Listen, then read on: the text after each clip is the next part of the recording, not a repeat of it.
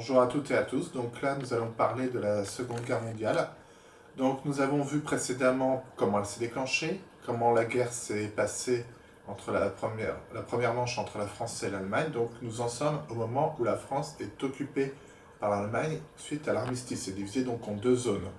La zone nord et ouest, qui est la zone occupée par les Allemands, la zone sud, qui est donc par le régime de Vichy, et la zone est occupée par les Italiens.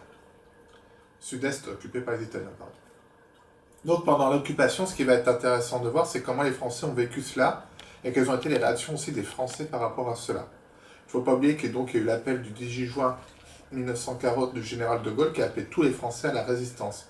Résistance qui veut dire résister à l'ennemi, donc ce qui veut dire être contre les régimes établis, se battre contre les Allemands, continuer le combat en tant que citoyen, en tant que Français libre et voulant la liberté.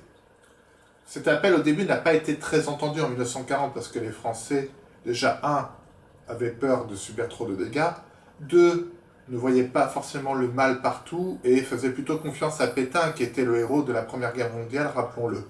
Donc au début, ce mouvement de résistance est assez faible, d'autant plus qu'il n'est pas organisé, il n'y a pas encore de réseau, c'est assez compliqué, l'armée allemande est puissante, il y a les milices françaises aussi qui ont été créées par Pétain, il y a également tout ce qui est SS et la milice secrète des nazis, et donc qui pourchassaient les juifs, les tziganes, les homosexuels et tous les résistants. Donc c'est assez complexe.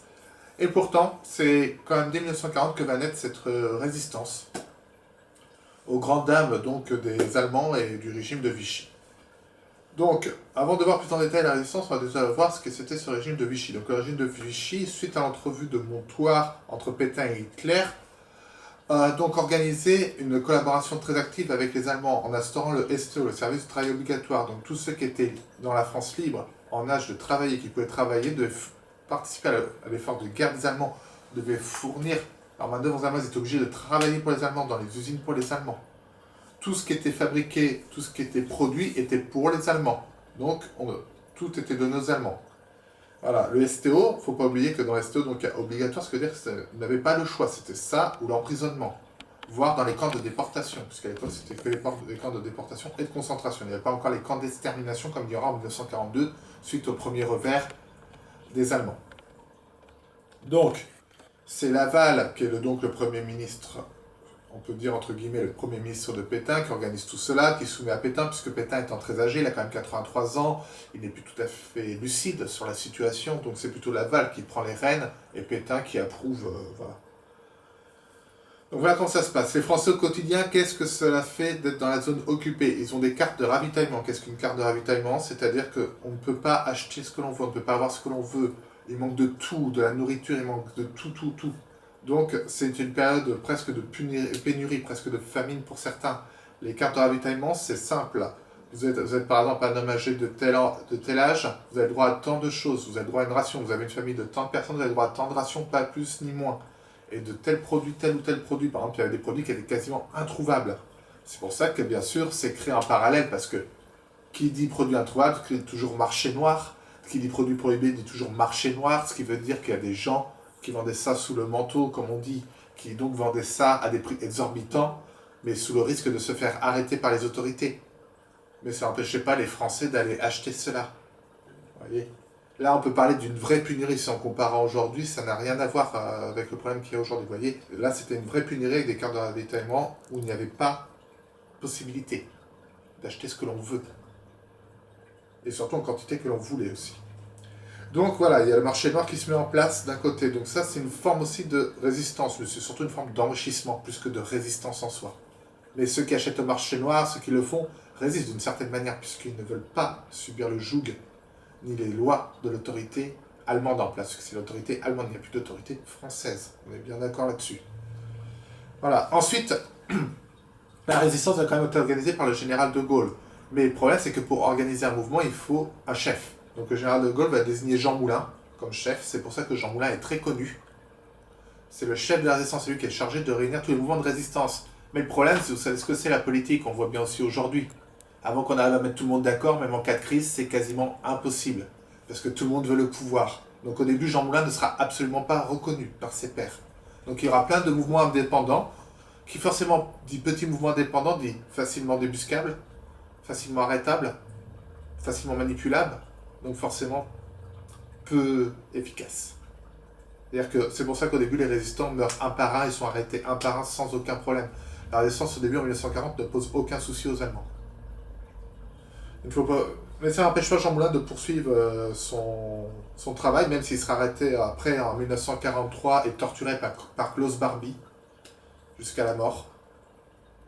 Puisque malheureusement, les SS, quand ils capturaient un résistant, ils le torturaient pour savoir qui a la tête, comment il était organisé, pour pouvoir débusquer, puisqu'ils se cachaient, ces résistants.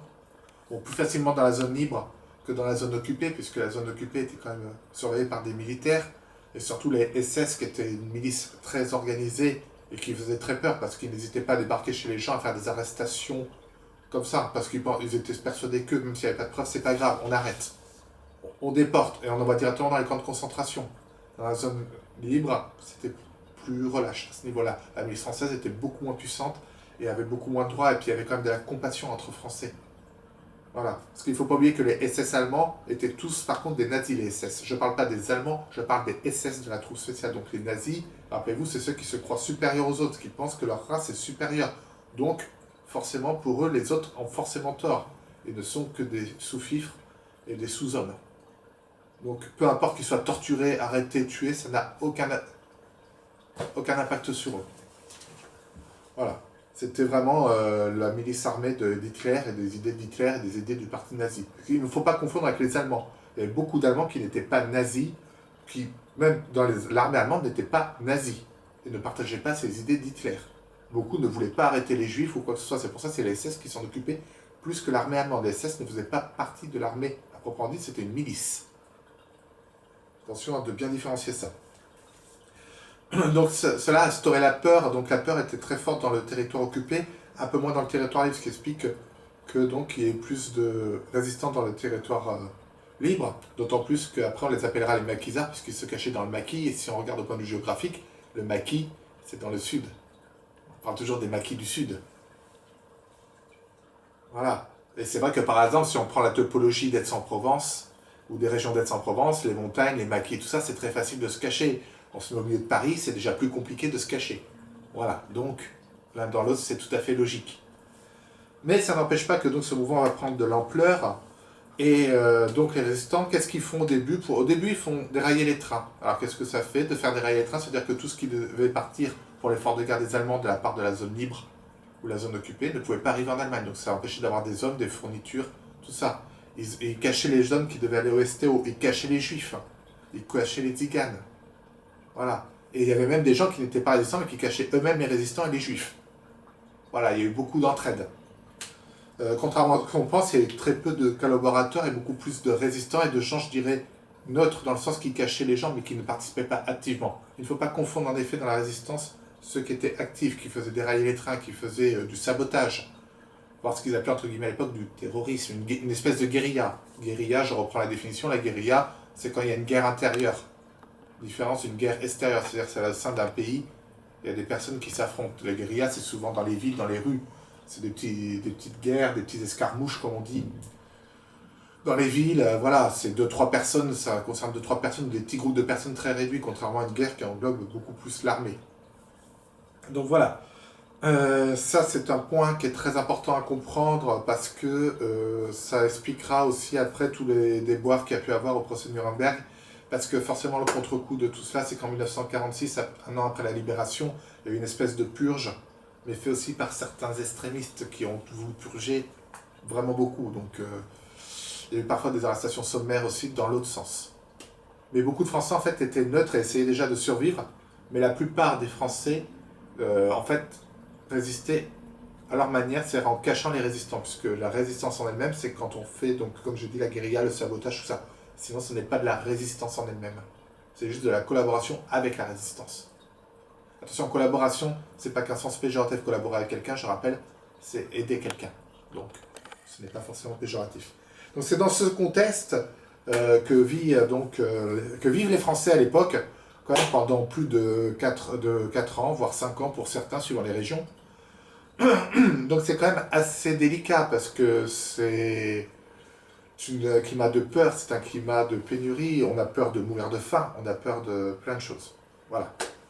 Donc nous reviendrons plus en détail, puisque après nous verrons aussi qu'en 1942, toute la France devient occupée, et dans ce cas, le climat de peur s'instaure partout, mais la résistance devient aussi plus forte. Et nous verrons ça au moment de la libération, le rôle qu'elle a pu avoir à ce niveau-là. Merci.